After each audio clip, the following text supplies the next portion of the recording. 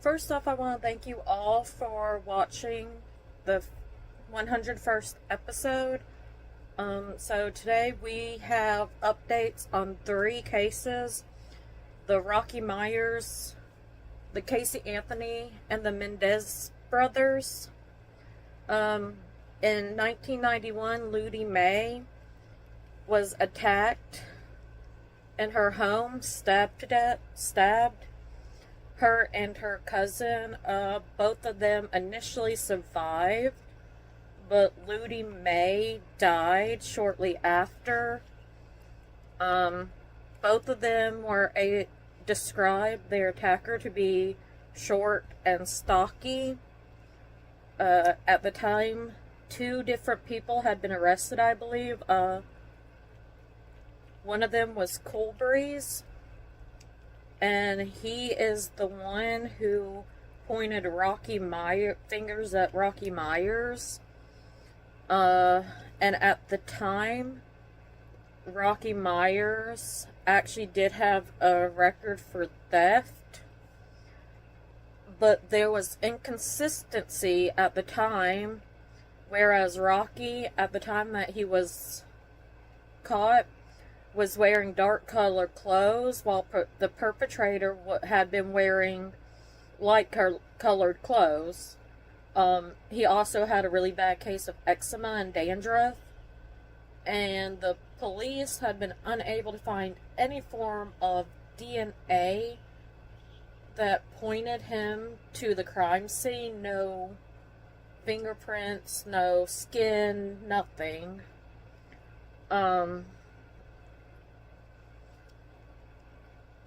Speaking of Colbury's, at that time, he was wearing a light-colored shirt that had blood on it. Later on in the case, it is revealed that the police had actually arrested him for stealing a car, and he had been given 2 options. The first was to go to jail for it. The other option was to basically say that Rocky Myers had been the one to kill Ludi May. Another inconsistency is that Ludi May and her cousin actually knew Rocky because he lived beside them. So if he had been the one to kill her or attack her at the time, why did she and her cousin not name him directly? There was also issues within the jurors, where one of them in particular had used racial slurs towards him, so the jury was definitely impartial at the time, and that didn't make it any easier for Rocky Myers.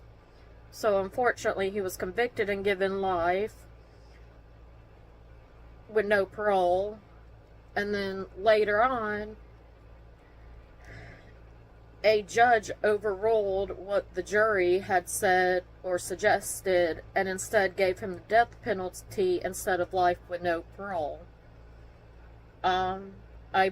Later on, that was switched around to where, once again, he now is serving life with no parole, but he is no longer on the death penalty. This case was definitely showed that the justice system had failed Rocky Myers, because there had been no evidence that at any point pointed him to the attacking of Ludi May and her cousin. Whereas, once again, the justice system failed when they allowed Casey Anthony to walk free.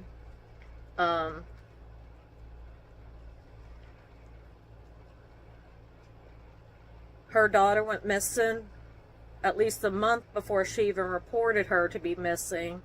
When people asked where her daughter was, she, of course, told them that she was staying with a nanny, when in fact she was not.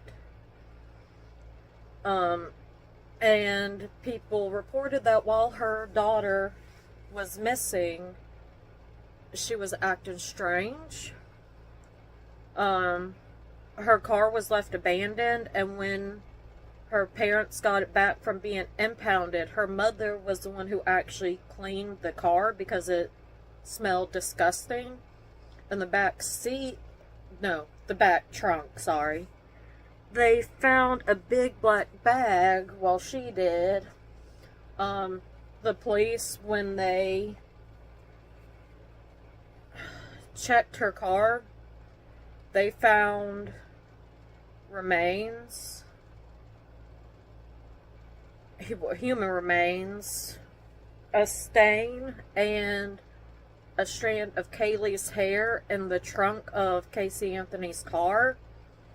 And after that,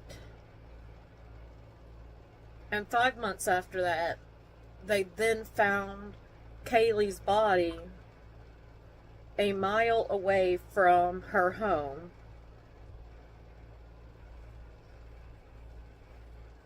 So during her trial, her team was pointing fingers at her father, claiming that Kaylee had actually drowned and her father had gotten rid of the body. But they were also trying to say that George, the father, had molested Casey and also Kaylee.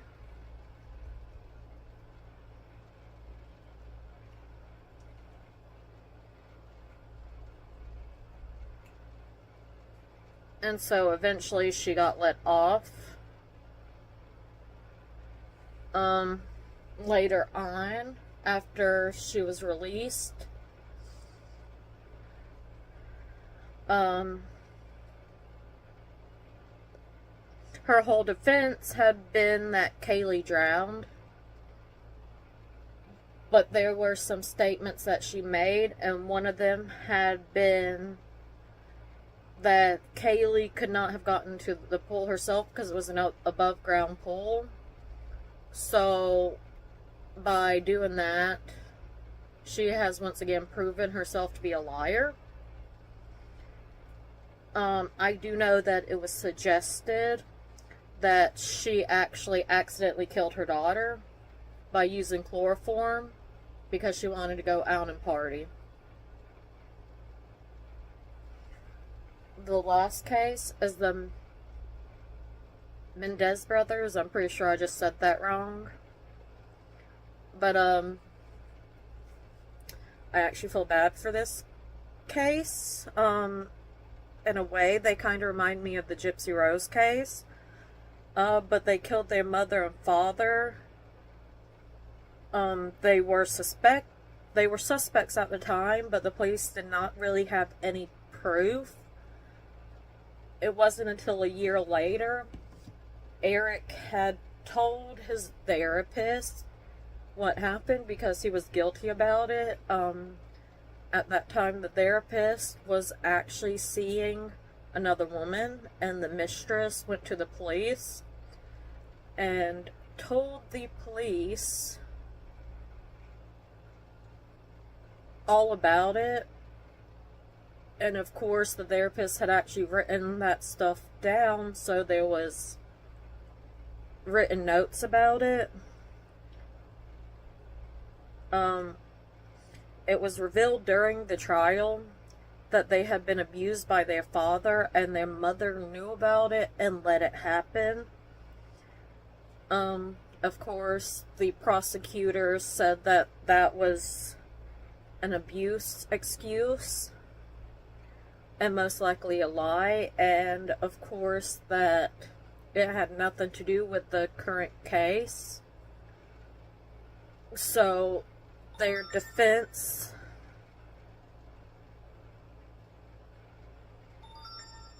was thrown out the door, and because their defense fell apart, they were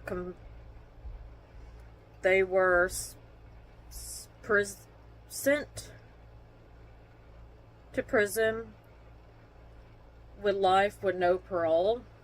During their time there, Eric and Lyle had been bettering themselves since they had been found guilty. Unfortunately, I really don't know much about this case. I was not able to really find the case that, or the video that Bailey herself covered, and I actually haven't heard about this case, so it's definitely a new one for me, and I don't really know much about it. I do know that unfortunately they were denied parole. Eric, because of his previous burglary charges and prison rule violation, and because he had a lack of empathy for what he had done, whereas Lyle had been denied for antisocial tendencies, as well as minimizing his actions and what he had done, as well as prison rule violations. So, like I said, this case sort of reminds me of the Gypsy Rose, and obviously you can't go around killing people without, consequences. But I do feel the justice system, once again, has failed them because, again, Gypsy Rose, who had a similar story and had her mother killed, was released, and they are still behind bars when their father had been abusing them. I mean, this whole situation just seems a little bit on the messed up side. What do you think? Definitely on a happier note, congratulations to our top 5 monthly participants. Y'all did a phenomenal job. I do want to do a little reminder. It is a new month, which means 4 new looks and 4 chances to win. So each month we have 4 different looks that you can do. Each look is considered 1 entry. So you have a chance to be entered in our lucky draw 4 times. So it is a luck-based thing, and it is not a skill-based. And if you enter your looks in, make sure you tune into the Bailey Banters to see if you win next month. Thank you. Hi, Suspicious. Amber here. First off, I want to thank you all for watching the 101st episode. So today